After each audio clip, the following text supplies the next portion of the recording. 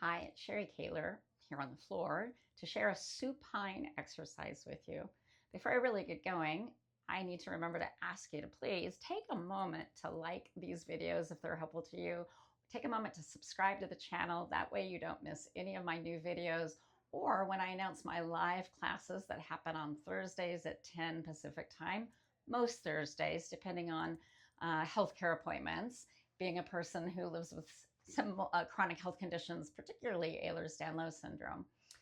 Um, Also, you can find on my channel how to subscribe to my newsletter to find out how to access my live classes on Zoom. I do chair yoga classes at 10 Pacific most Mondays, Wednesdays, and Fridays. And on Tuesdays, I do my chair-assisted hatha yoga at 10 a.m. All right, back to this practice. So we're going to be looking at the sciatic nerve and how to get some relief if we have compression happening to the sciatic nerve. Sciatic nerve, you may have heard that term sciatica, right? Sciatica implies that there's some kind of compression, inflammation, irritation happening in the sciatic nerve. People experiencing that could have pain anywhere from the low back and hip all the way down to the feet and like numbness and tingling in the feet. And that's because this nerve starts up here in the pelvis, transits that hip joint, and runs all the way down to the foot. So lots of opportunities for compression to happen. The other reason the nerve, it's easy for it to get irritated is it's big. It's like the size of your pinky, your littlest finger. And if you even just for a moment, right, take and press on that pinky finger, you'll watch it start to turn red. Don't keep pressing, but it's just a reminder of, right, this really big nerve is making this long journey, and anywhere along the way, the muscles could get tight and twist kind of around that nerve and cause it to get irritated, inflamed, cause it to not be able to move inside that long journey because the nerve isn't like a concrete highway. It moves and flexes through the muscles. So nerve gliding, or you'll see nerve flossing exercises, literally intending to get the nerve moving back and forth inside the sheath of the nerve fibers, but also inside that journey it's making through the muscles. For this practice that is done supine, which is why I'm down here on the floor, this is one you could do on the top of your bed though. You don't need a hard surface to press against like you do for a bridge pose, for example. The other thing you need is a yoga strap or something like a yoga strap. This is like a long 8-foot one I've used for years. I've come to like really using these OPTP stretch out straps, not an affiliate, because of problems with my hands from being an athlete in my youth and having Ehlers-Danlos syndrome. It's kind of advanced degeneration at a younger age. But I can use this loopy strap, it's made of loops, and put my arms through it. If you would like a seated version of this, there is a chair version of this. I will link to that at the end. I will also link to my video about, do you really need a yoga strap?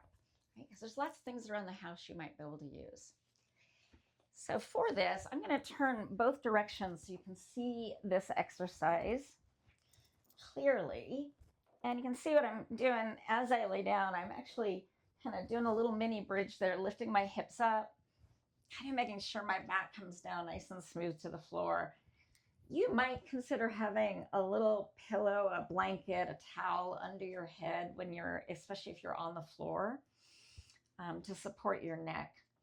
Now, I'm going to take and put my arm through this strap here on one side.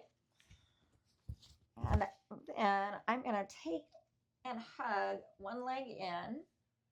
And I'm going to take the strap and bring it around the back of the thigh. And then I'm going to let my other leg now stretch out. Probably going to go off screen there because I'm trying to keep more of me on screen. And since I have my ankle here, you can see I'm just moving my ankle. But I'm going to bring my thigh so just perpendicular from the floor, knee pointing directly up the sky. And I'm going to slip my other hand through here and hold onto the strap. You could do this with your hands, but for a lot of people, they would end up like that. And your hands may get tired, but also that position puts you in loaded spinal flexion. If we keep the back flat on the floor, we stay out of that loaded spinal flexion.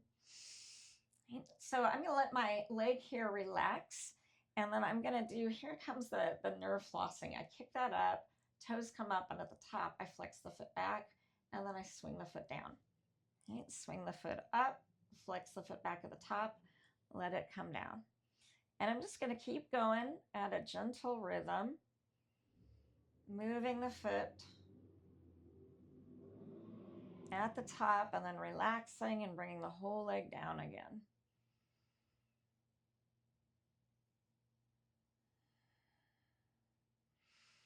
And when I say at the top, what I'm feeling for is I can feel, oh, there's some stretch in the hamstring happening, and then I don't try and push deep into that.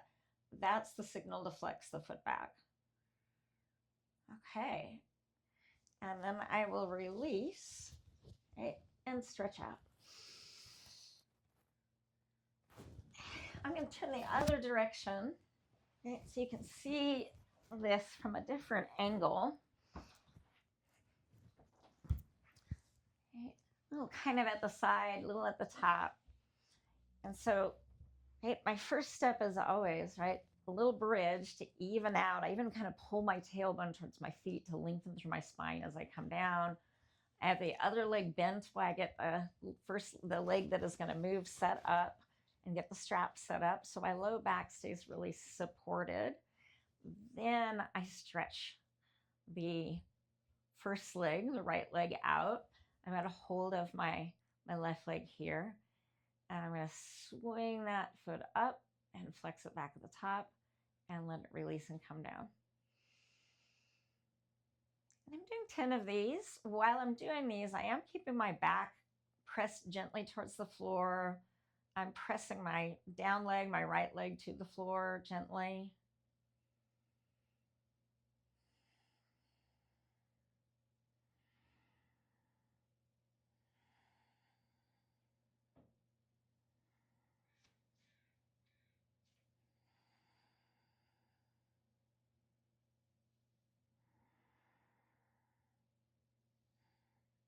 And 10. You can do more than 10. You can do 15 to 20. Let that come out. Full body stretch. So if you experience a lot of stiffness in the back of the legs, in the hamstrings, right? Those are the muscles on the back of the thighs. Even in the calf, this exercise, the sciatic nerve gliding, could be a good complement to help with some of that stiffness and tension. If you definitely already have sciatic pain, this is a great one to explore. Try it first just once a day. You might even try just doing 5 of those movements and work up to doing 10 or more. You can also, if you're already at 10, you can do this a couple of times a day. I like to do these like the first thing in the morning and at bedtime to try and loosen things, all the tension of the day up before I try and sleep. I hope you enjoyed this practice. If you did, take a moment, please hit that like button down there and subscribe to the channel so you do not miss future videos, future live events, live classes on Thursdays at 10 Pacific. You can also look at where to sign up for my newsletter. Check out the video on do you actually need to buy a yoga strap, and the seated version of the sciatic nerve gliding if you'd rather do a seated version. Thanks so much for hanging out with me and practicing with me. As always, I just want to wish you all Shanti, Shanti, Shanti, peace, peace, peace.